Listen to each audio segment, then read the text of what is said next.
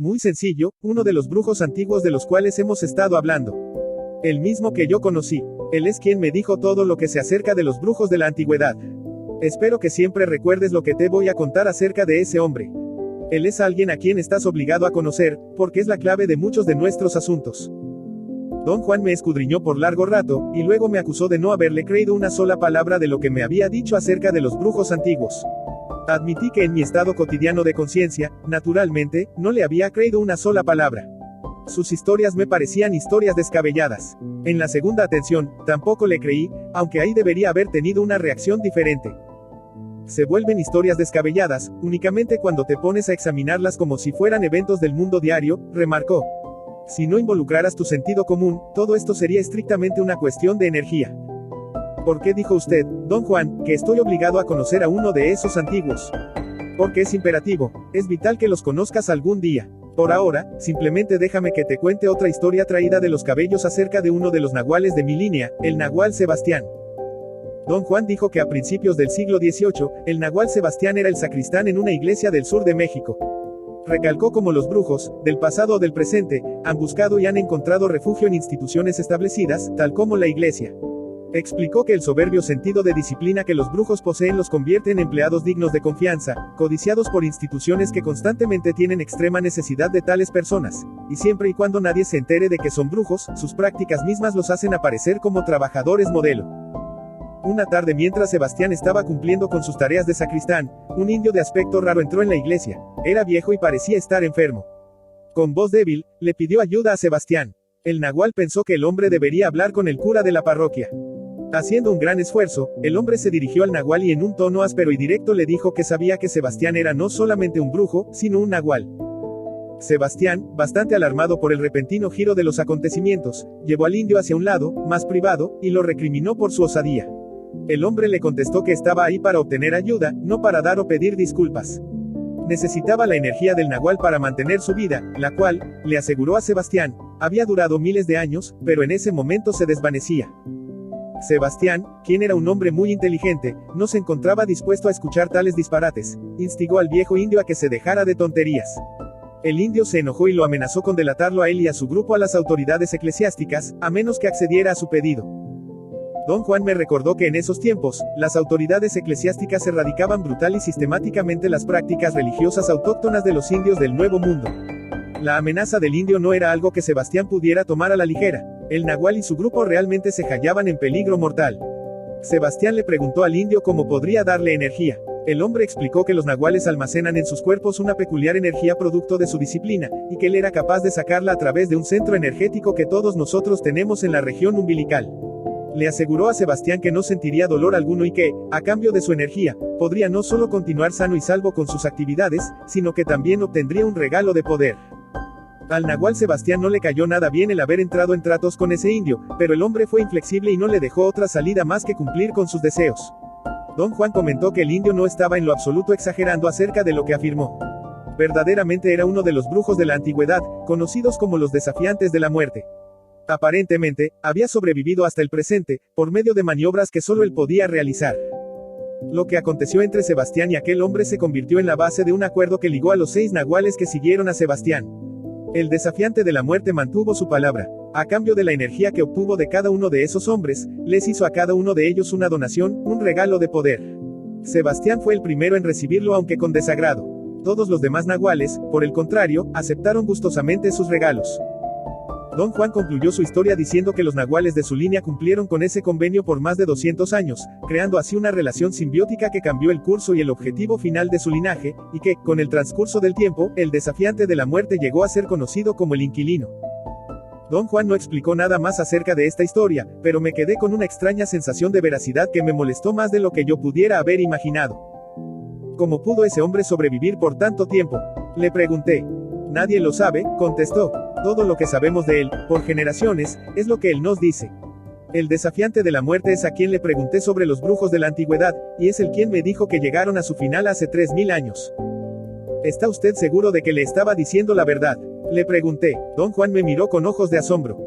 Cuando uno está allí frente a ese inconcebible desconocido, dijo, señalando a su alrededor, uno no se sale con mentiras pinches. Esas mentiras son para la gente que no sabe, lo que está allá esperándonos. ¿Qué es lo que nos está esperando, don Juan? Su respuesta, al parecer una frase inofensiva, se me hizo más aterrorizante que una descripción de algo horrendo. Lo enteramente impersonal, dijo. Se debe de haber dado cuenta de mi estado de ánimo y me hizo cambiar de niveles de conciencia, para que mi miedo se desvaneciera. Unos meses más tarde, mi práctica de ensueño tomó un giro inusitado. En mis ensueños, empecé a obtener respuestas a preguntas que estaba planeando hacerle a don Juan. Lo más raro de esta extraña situación fue que en un santiamén me empezó a ocurrir lo mismo cuando estaba despierto. Un día recibí respuesta a una pregunta acerca de la realidad de los seres inorgánicos. Los había ensoñado tantas veces que empecé a creer que realmente existían. Tenía muy en cuenta el haber tocado a uno de ellos, en ese estado de conciencia seminormal, en el desierto de Sonora. Además, en mis ensueños periódicamente entraba en mundos que yo seriamente dudaba fueran producto de mi imaginación. Por ello, quería hacerle a don Juan una pregunta concisa. La formulé en mi mente: si los seres inorgánicos son reales, ¿en qué parte del universo está el reino donde ellos existen? Después de repetir la pregunta en mi mente, escuché una risa extraña, igual a la que había escuchado el día que forcejeé con el ser inorgánico. Luego, una voz de hombre me contestó: ese reino existe en una posición particular del punto de encaje, de la misma forma en que tu mundo existe en la posición habitual del punto de encaje. Lo que menos quería era entablar un diálogo con una voz incorpórea. Me levanté de un salto de donde estaba sentado y salí corriendo fuera de la casa. Pensé que me estaba volviendo loco. Una preocupación más que añadir a mi colección de preocupaciones. La voz fue tan clara y autoritaria, que no solamente me intrigó sino que me aterrorizó. Esperé con nerviosismo total el próximo asalto de esa voz, pero eso nunca se repitió. En la primera oportunidad que tuve, consulté con don Juan. No quedó en lo más mínimo impresionado. Debes entender, de una vez por todas, que cosas como estas son muy normales en la vida de un brujo, dijo. No estás enloqueciendo, simplemente oíste la voz del emisario del ensueño. Al cruzar la primera o la segunda compuerta del ensueño, los ensoñadores llegan a una fuente universal de energía y empiezan a ver cosas o a escuchar voces. Realmente no son voces, es una sola voz. Los brujos la llaman la voz del emisario de ensueño. ¿Qué es el emisario de ensueño? Una carga de energía diferente a la nuestra. Es una energía forastera que pretende ayudar a los ensoñadores diciéndoles cosas. El problema con el emisario de ensueños es que únicamente puede decirles a los brujos lo que ellos ya saben o deberían saber, si realmente fueran brujos que valen la pena. El que me diga usted que es una carga de energía no me ayuda en absoluto, don Juan. ¿Qué clase de energía? ¿Benigna, maligna, o qué? Es simplemente lo que te dije, una energía diferente de la nuestra. Una fuerza impersonal, que nosotros convertimos en algo muy personal, por el hecho de que tiene voz. Algunos brujos juran que les aconseja. Hasta la ven, o, como tú, simplemente la oyen como una voz de hombre o de mujer. Una voz que les describe situaciones del momento. La mayoría de las veces los brujos toman estas descripciones erróneamente como consejos sagrados. ¿Por qué se llega a oír a esa energía como una voz? Los ensoñadores oyen o ven al emisario, cuando tienen suficiente energía para mantener sus puntos de encaje fijos en una nueva posición específica. Mientras más intensa es esta fijación, más intensa la experiencia del emisario. Ten cuidado, a lo mejor un día lo ves o lo sientes como una mujer desnuda. Don Juan se rió de su propio comentario, pero yo estaba demasiado asustado para frivolidades. ¿Es esta fuerza capaz de materializarse? Pregunté. Por supuesto, contestó, y todo depende de cuán fijo esté el punto de encaje. Sin embargo, si se mantiene cierto grado de desapego, nada sucede. El emisario permanece como lo que es, una fuerza impersonal que actúa con nosotros debido a la fijación de nuestros puntos de encaje. ¿Es el consejo del emisario algo que se puede tomar en serio? Nada de lo que dice es consejo. Únicamente describe lo que está frente a uno. Las conclusiones son nuestras propias deducciones. Le dije a don Juan lo que la voz me había dicho.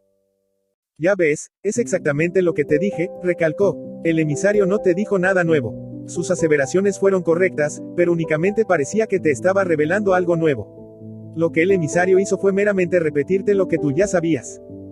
Lo siento mucho, don Juan, pero no puedo decir que yo sabía todo eso. Sí, puedes decirlo. Tú sabes ahora infinitamente más de lo que racionalmente sospechas acerca del misterio del universo. Pero esa es la dolencia del género humano, saber más de lo que sospechamos acerca del misterio del universo. A pesar de todo lo que dijo don Juan, el haber experimentado el increíble fenómeno de la voz del emisario, por mi propia cuenta, me causó una tremenda euforia. Durante otra discusión sobre el ensueño, aproveché la oportunidad y le pregunté a don Juan si él también lo oía como una voz. Con una amplia sonrisa dijo: sí, el emisario me habla. En mi juventud lo veía como un fraile con capuchón negro que me hacía medio morir de miedo cada vez que me hablaba. Cuando mi miedo disminuyó, se convirtió en una voz incorpórea, la cual me habla hasta hoy en día. ¿Qué le dice a usted, don Juan? Me habla de las cosas en que enfoco mi atención, cosas que no me tomo la molestia de averiguar por mí mismo. Como por ejemplo, detalles sobre el comportamiento de mis aprendices. Lo que hacen cuando yo no estoy con ellos. Me dice cosas de ti, en particular. El emisario me dice todo lo que haces. En ese momento, realmente perdí el interés de continuar nuestra conversación. Busqué frenéticamente en mi mente preguntas sobre otros temas, mientras que él se reía a carcajadas. ¿Es el emisario de ensueños un ser inorgánico? Le pregunté. Digamos que el emisario de ensueños es una fuerza que viene del reino de los seres inorgánicos. Esa es la razón por la cual los ensoñadores siempre la encuentran. Todos la oyen, son muy pocos los que la ven o la sienten. ¿Tiene usted alguna explicación para esto? No, además, realmente no tengo ningún interés en el emisario. En un determinado momento de mi vida tuve que decidir entre concentrarme en los seres inorgánicos y seguir los pasos de los brujos antiguos, o renunciar a todo eso. Mi maestro, el Nahual Julián, me ayudó a rechazar todo eso. Nunca me he arrepentido de esa decisión. ¿Cree usted que yo también debería rechazar todo esto, don Juan? En lugar de contestarme, me explicó que el reino entero de los seres inorgánicos está siempre dispuesto a enseñar. Dijo que quizá debido a que los seres inorgánicos tienen una conciencia de ser más profunda que la nuestra se sienten obligados a tomarnos bajo su tutela. Yo no encontré ninguna razón para convertirme en su alumno, añadió. El precio de su instrucción es demasiado caro. ¿Cuál es su precio? Nuestras vidas, nuestra energía. Demandan total devoción hacia ellos. En otras palabras, nos roban la libertad. Pero, ¿qué es lo que ellos enseñan? Cosas que atañen a su mundo. Del mismo modo que nosotros les enseñaríamos, si fuéramos capaces de enseñarles, cosas que atañen a nuestro mundo. Su método es tomar nuestro ser básico como medida de lo que necesitamos, y de acuerdo a eso enseñarnos. Un método sumamente peligroso. No veo por qué pueda ser peligroso. Si alguien va a tomar a tu ser básico como medida, con todos tus vicios, tus miedos y avaricia y envidias, y toda tu porquería, y va a enseñarte lo que satisfaga a ese desastroso estado de ser, ¿cuál crees que sea el resultado? No tuve nada que responder. Pensé que había comprendido perfectamente bien. El problema de los brujos de la antigüedad es que aprendieron cosas maravillosas, pero sobre las bases de una inconsciencia de ser sin enmendar, prosiguió don Juan. Los seres inorgánicos realizaban las acciones prácticas necesarias para lograr una u otra cosa y así con ejemplos guiaban a los brujos antiguos paso a paso a copiar esas acciones, sin que cambiaran en absoluto nada de su naturaleza básica. Todavía existe esta clase de relaciones con los seres inorgánicos hoy en día. No te puedo contestar eso con certeza. Lo único que me cabe decir es que yo no puedo concebir una relación de ese tipo. Lo que hace es disminuir nuestro apego a la libertad, al consumir toda nuestra energía disponible. Para poder realmente seguir el ejemplo de sus aliados, los brujos de la antigüedad tuvieron que pasarse la vida entera en el reino de los seres inorgánicos. La cantidad de energía necesaria para lograr eso es asombrosa. ¿Quiere usted decir, don Juan, que los brujos antiguos eran capaces de existir en esos reinos de la misma forma en que nosotros existimos aquí? No exactamente como nosotros existimos aquí, pero ciertamente vivían ahí, y retenían su conciencia y su individualidad. Para ellos el emisario de ensueño fue una entidad vital, porque es el puente perfecto, habla, y su tendencia es enseñar, guiar. Ha estado usted, en ese reino, don Juan. Innumerables veces, al igual que tú, pero no tiene ningún caso hablar de esto ahora. Todavía no has recordado toda tu atención de ensueño. Ya hablaremos sobre ese reino uno de estos días. A mi parecer, don Juan, a usted ni le gusta ni aprueba al emisario. Ni lo apruebo ni me gusta. Pertenece a otra modalidad, la de los brujos antiguos. Además, en nuestro mundo, sus enseñanzas y su guía son disparates. Y por esos disparates, el emisario nos cobra enormidades en términos de energía. Algún día estarás de acuerdo conmigo. Ya lo verás. En el tono de sus palabras, pude captar la velada implicación de que yo no coincidía con él en lo que al emisario se refería. Estaba a punto de arguir que eso era un error de su parte, cuando escuché la voz del emisario en mis oídos. Él tiene razón, dijo la voz. Yo te caigo bien porque no encuentras nada malo en el hecho de explorar todas las posibilidades. Tú estás en pos de conocimiento. El conocimiento es poder. Tú no quieres meramente la seguridad de tus rutinas y las creencias de tu mundo. El emisario dijo todo esto en inglés, con un marcado acento de la costa del Pacífico. Después cambió a español. Noté un tenue acento argentino. Nunca había escuchado hablar al emisario de esta manera. Me fascinó. El emisario me habló de logros, de sabiduría, de cuán lejos me encontraba de mi lugar natal, de mi ansia de aventura y de mi obsesión con nuevos horizontes. La voz hasta me habló en portugués, con una definida inflexión de las pampas del sur. Escuchar a esa voz, llenándome de halagos, al final no solamente me asustó, me asqueó. Le dije a don Juan ahí mismo que tenía que dejar de ensoñar. Me miró sorprendido, pero cuando le repetí todo lo que había escuchado, accedió, aunque dándome la impresión de que únicamente lo hacía para apaciguarme. Unas semanas más tarde, con más calma, me pareció que mi reacción fue un poco emocional y, por lo tanto, errónea mi decisión de parar mi entrenamiento. Regresé, por mi cuenta, a mis prácticas de ensueño. No le consulté a don Juan, pero estaba seguro que de algún modo él estaba al tanto de mi vuelta. Una de las veces que lo fui a visitar, muy inesperadamente empezó a hablar sobre los sueños. El mero hecho de que no nos hayan enseñado a tomar a los sueños como un genuino campo de exploración, no quiere decir que no lo sean, comenzó. Los sueños son analizados por su significado, o son considerados como indicaciones proféticas, pero nunca son valorados como un reino de eventos reales. De acuerdo a lo que sé, solamente los brujos antiguos hicieron eso, don Juan prosiguió, pero al final lo echaron todo a perder. Su ambición los cegó y cuando llegaron a una encrucijada crucial, tomaron el camino equivocado. Se enfocaron en una sola maniobra, la fijación del punto de encaje en las miles de posiciones que puede adoptar. Don Juan dijo que lo asombraba el hecho de que, a todas las cosas maravillosas que los brujos antiguos aprendieron explorando esas millares de posiciones, el arte del ensueño y el arte del acecho eran lo único que quedaba hoy en día. Reiteró que el arte del ensueño tiene que ver con el desplazamiento del punto de encaje, y definió al acecho como el arte de la fijación del punto de encaje en cualquier posición a la cual se haya desplazado. Fijar el punto de encaje en una de las posiciones significa adquirir cohesión, dijo. Eso es lo que has estado haciendo en tus prácticas de ensueño, adquirir cohesión. Yo creía que estaba perfeccionando mi cuerpo de ensueño, le dije, sorprendido por su cambio de énfasis. Estás adquiriendo cohesión, insistió. El ensueño hace que eso ocurra al forzar a los ensoñadores a fijar el punto de encaje. La atención de ensueño, el cuerpo energético, la segunda atención, la relación con los seres inorgánicos y el emisario, son todos productos de la fijación del punto de encaje en diferentes posiciones de ensueño. ¿Qué es una posición de ensueño, don Juan? Una nueva posición a la que el punto de encaje ha sido desplazado durante el sueño. ¿Cómo es que fijamos el punto de encaje en una posición de ensueño? Sosteniendo la vista de cualquier objeto en los ensueños, o cambiando de ensueño a voluntad.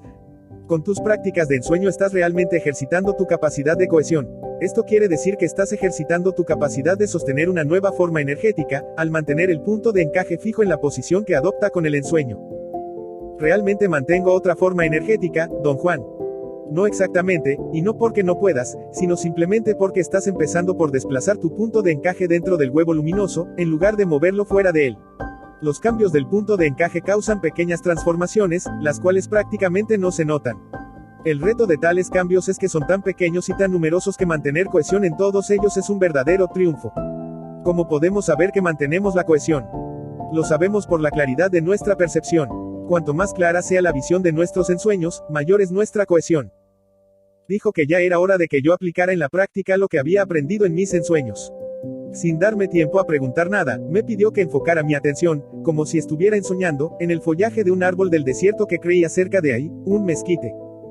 ¿Quiere usted que lo mire fijamente? Le pregunté. No quiero que lo mires fijamente, quiero que hagas algo muy especial con ese follaje, dijo. Acuérdate de que en tus ensueños, una vez que eres capaz de sostener la vista en cualquier objeto, estás realmente sosteniendo una nueva posición de ensueño. Ahora, mira fijamente a esas hojas, como si estuvieras en un ensueño, con una muy significativa variación. Vas a sostener tu atención de ensueño en las hojas de ese mezquite, en la conciencia de ser del mundo cotidiano. Mi nerviosidad me hizo imposible seguir el hilo de sus instrucciones. Me explicó pacientemente que al mirar fijamente al follaje, se llevaría a cabo un diminuto desplazamiento de mi punto de encaje. Luego, al entrar en mi atención de ensueño, a consecuencia de mirar fijamente a cada hoja, lo que yo haría es fijar ese diminuto desplazamiento, y al hacerlo mi cohesión me haría percibir en términos de la segunda atención. Añadió, riéndose, que el proceso era ridículo de tan simple que era. Don Juan tenía razón. Todo lo que necesité fue enfocar y mantener mi atención en las hojas, y en un instante, fui atraído por una sensación de vórtice, como en mis ensueños. El follaje del mezquite se convirtió en un universo de datos sensoriales. Fue como si el follaje me hubiese engullido. Si tocaba las hojas, podía realmente sentirlas. También podía olerlas. Mi atención de ensueño era multisensorial, en lugar de ser únicamente visual, como en mis ensueños diarios. Lo que empezó con fijar la vista en el follaje del mezquite se convirtió en un ensueño. Creí que me encontraba en un árbol irreal, como me había encontrado en árboles de incontables ensueños. Y, naturalmente, me comporté en ese árbol irreal como había aprendido a comportarme en mis ensueños. Me moví de objeto en objeto, atraído por la fuerza de un vórtice que se formaba en cualquier parte del árbol en la cual enfocara mi multisensorial atención de ensueño.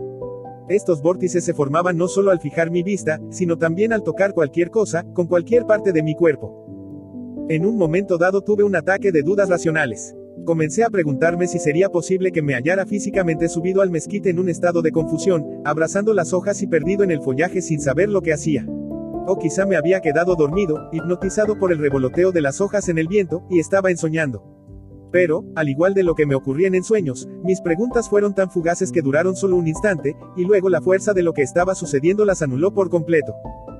Un repentino movimiento a mi alrededor sacudió todo, y me hizo virtualmente emerger de la hojarasca como si me hubiera desprendido de la atracción magnética del árbol. Me encontré entonces mirando a un inmenso horizonte, desde un terreno elevado. Me rodeaban oscuras montañas y verde vegetación. Otro empellón de energía me depositó en otro lugar. Árboles enormes se asomaban por todos lados en forma amenazadora. Eran más grandes que los pinos de los estados de Oregon y Washington. Nunca jamás había yo visto un bosque como ese. El panorama era de tal contraste con la aridez del desierto de Sonora que no me quedó ninguna duda de que estaba ensoñando. Me enfoqué en esa extraordinaria visión con temor de salir prematuramente de ella. Sabía que era en realidad un ensueño, y que una vez que agotara mi atención de ensueño, saldría de él. Pero las imágenes duraron, aun cuando calculé que ya había agotado mi atención de ensueño. Lo que dio lugar a que cruzara por mi mente un pensamiento aterrador, y si este no fuera un ensueño, ni tampoco el mundo cotidiano. Asustado, de la misma forma que un animal debe de experimentar el susto, regresé a la hojarasca de la cual había emergido. El ímpetu de mi retroceso me empujó de un extremo a otro del follaje, y me jaló fuera del árbol. En un abrir y cerrar de ojos estaba parado junto a Don Juan, en la puerta de su casa, en el desierto de Sonora. Inmediatamente tomé conciencia de que había entrado en un estado en el que podía pensar coherentemente, pero no podía hablar. Don Juan me instó a que no me preocupara. Dijo que nuestra facultad del habla es extremadamente frágil, y que los ataques de mudez eran comunes entre los brujos que se aventuraban más allá de los límites de la percepción normal. Mi primera impresión fue que Don Juan sentía lástima por mí, pero la voz del emisario de ensueño dijo claramente en ese instante que en unas horas, después de dormir, estaría yo perfectamente bien. Al despertarme, y a petición de Don Juan, le describí lo que había visto y hecho. Me advirtió que no me fiara de mi racionalidad para comprender mi experiencia, no porque estuviera de ninguna forma perjudicada, sino porque lo sucedido era un fenómeno fuera de los límites de la razón. Naturalmente, arguí, porque así lo creía, que no podía haber nada fuera de los límites de la razón, que puede haber cosas que no estén claras, pero que tarde o temprano, la razón siempre encuentra una forma de aclararlas. Con extrema paciencia Don Juan señaló que la razón, el sentido común, el buen juicio, fuentes de gran orgullo para nosotros, porque las consideramos consecuencia directa de nuestro valor personal, son meramente el resultado de la fijación del punto de encaje en su posición habitual. Cuanto más rígido y fijo, más grande nuestra confianza en nosotros mismos, más grande nuestra idea de que podemos explicar lo que fuera. Añadió que el ensueño, al darnos fluidez para entrar en otros mundos, destruye nuestra idea del yo que sabe todo. Llamó al ensueño una empresa de dimensiones inimaginables que, después de hacernos percibir todo lo que puede ser percibido, hace que el punto de encaje de un salto fuera del reino humano a fin de hacernos percibir lo inconcebible. Nos encontramos, de nuevo, frente al tema más importante del mundo de los brujos antiguos, la posición del punto de encaje, prosiguió. El anatema de los brujos antiguos, al igual que la aflicción de la humanidad actual. ¿Por qué dice usted eso, Don Juan? Porque ambos, la humanidad actual y los brujos de la antigüedad son las víctimas de la posición del punto de encaje.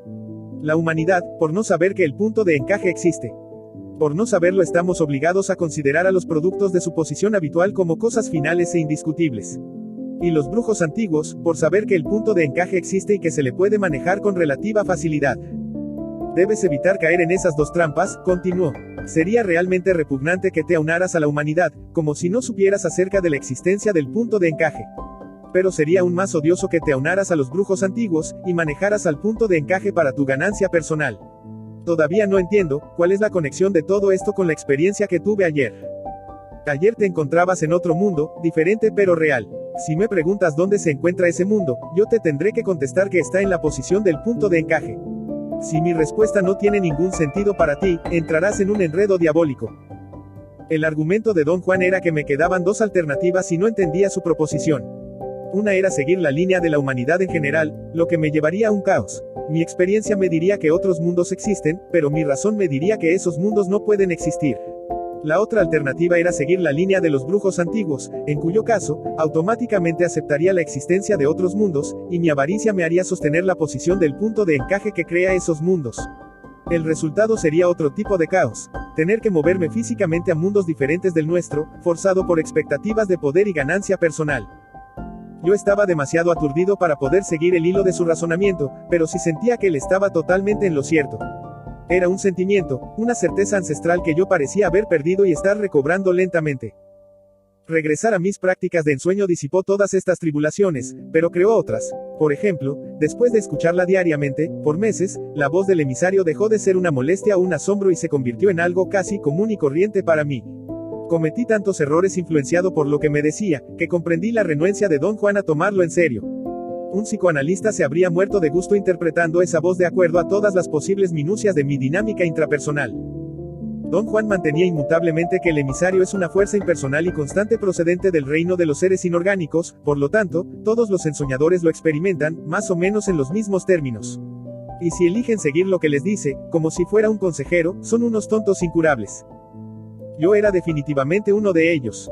No había manera de mantenerme impasible frente a un evento tan extraordinario. Una voz que clara y concisamente me decía en 3 idiomas datos ocultos sobre cosas o personas en las cuales enfocaba mi atención. La única desventaja, que no tenía grandes consecuencias para mí, era que la voz y yo no estábamos sincronizados. Generalmente, el emisario me daba información acerca de cosas, gente o eventos, cuando ya había olvidado mi interés en ellos. Le pregunté a Don Juan acerca de esta falla. Me dijo que tenía que ver con la rigidez de mi punto de encaje. Me explicó que, habiendo sido yo criado por abuelos, estaba saturado de opiniones e ideas de gente vieja, y que debido a ello, yo era peligrosamente rígido. Dijo que su método de darme pociones de plantas alucinógenas, no había sido otra cosa sino un esfuerzo para sacudir mi punto de encaje, y así permitir que tuviera un margen mínimo de fluidez. Si no desarrollas ese margen, continuó, o te vuelves más rígido, o te conviertes en un brujo histérico, o haces las dos cosas. Mi interés en contarte anécdotas de los brujos antiguos, no es para hablar mal de ellos sino para ponerte al tanto de lo que eran. Tarde o temprano, tu punto de encaje va a adquirir más fluidez, pero no lo suficiente como para contrarrestar tu tendencia a ser como ellos, rígido e histérico. ¿Cómo puedo evitar eso, Don Juan? Hay un modo. Los brujos lo llaman el puro entendimiento. Yo lo llamo el romance con el conocimiento. Es el impulso que los brujos utilizan para saber, para descubrir, y para quedarse boquiabiertos de asombro y admiración con lo que descubren. Don Juan cambió de tema, y pasó a explicar en mayor detalle la fijación del punto de encaje. Dijo que al ver el punto de encaje de los niños, oscilando constantemente y cambiando fácilmente de lugar como movido por un temblor, los brujos antiguos llegaron a la conclusión de que su posición habitual no es innata sino creada por los hábitos. Viendo también, que es solamente en los adultos que éste se fija en un lugar definido, supusieron que la ubicación específica del punto de encaje promueve una manera específica de percibir. A consecuencia del uso, esta manera específica de percibir se convierte en un sistema para la interpretación de datos sensoriales. Don Juan señaló que para existir, dicho sistema, precisa de una leva general. Todos nosotros los seres humanos, al nacer, somos reclutados en él.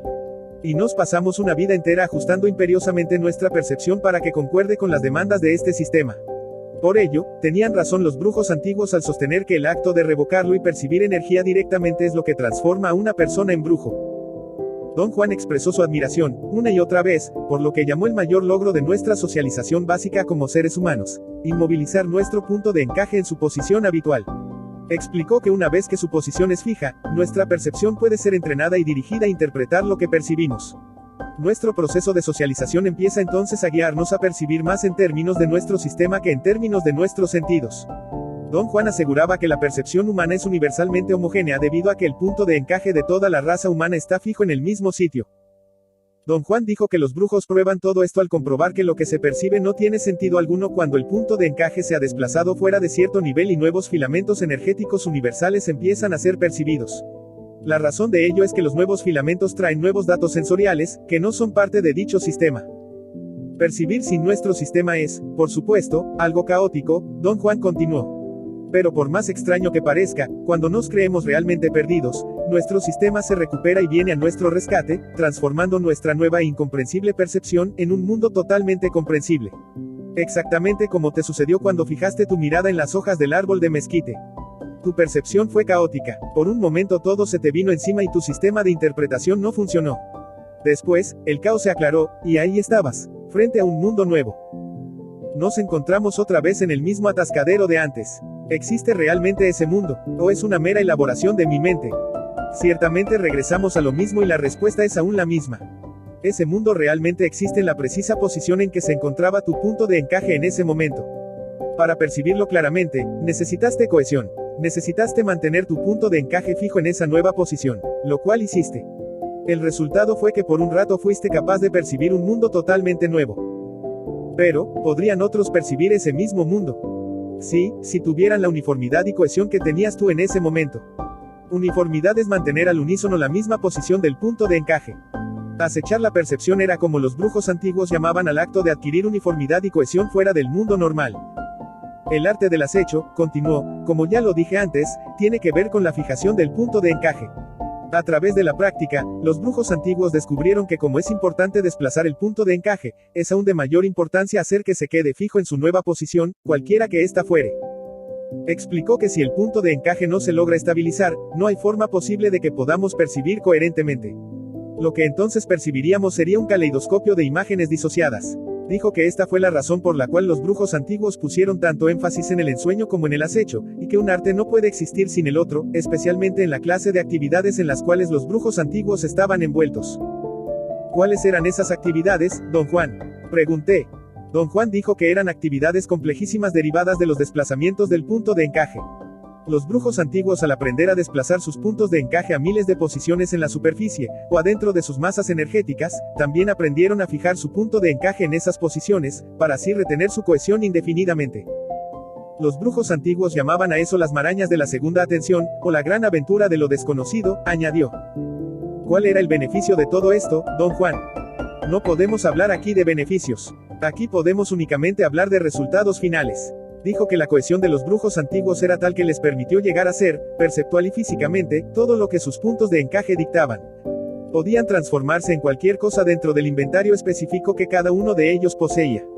Don Juan llamaba un inventario a todos los detalles perceptibles necesarios para convertirse, por ejemplo, en jaguares, pájaros, insectos, etcétera, etcétera. Para mí es muy difícil creer que esa transformación pueda ser posible, le dije. Es posible, aseguró, no tanto para ti o para mí, pero sí para ellos.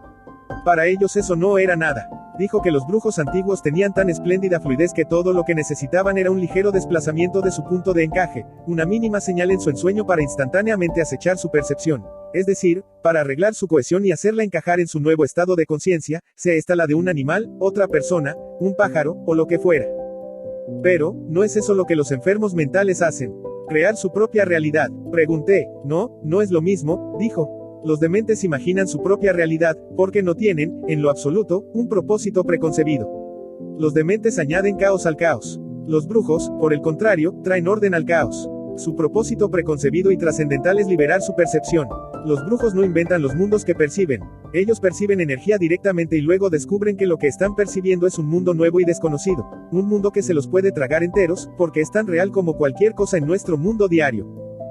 Don Juan me dio entonces una nueva versión de lo que me sucedió en el árbol de mezquite. Dijo que empecé por percibir directamente la energía del árbol. En mi nivel subjetivo, sin embargo, yo creí que estaba ensoñando ya que utilicé el ensueño para percibir energía. Aseveró que usar el ensueño en el mundo de la vida diaria es una de las estratagemas más efectivas de los brujos. Hace que el percibir energía directamente sea como un ensueño, en lugar de ser una experiencia totalmente caótica. Luego, cuando la percepción se arregla, los brujos se encuentran frente a un mundo nuevo. Exactamente lo que a mí me sucedió. Le conté acerca del pensamiento que casi no me atrevía a pensar, que el panorama que vi no era un ensueño, ni tampoco nuestro mundo cotidiano. No lo era, dijo. Te lo he dicho una y otra vez, pero tú crees que estoy senil y me repito sin ton ni son. Sé cuán difícil es para la mente aceptar que todo esto no es una idiotez de locos. Créeme, existen mundos nuevos. Están envueltos los unos en los otros, como las capas de una cebolla. El mundo en el cual existimos no es más que una de esas capas.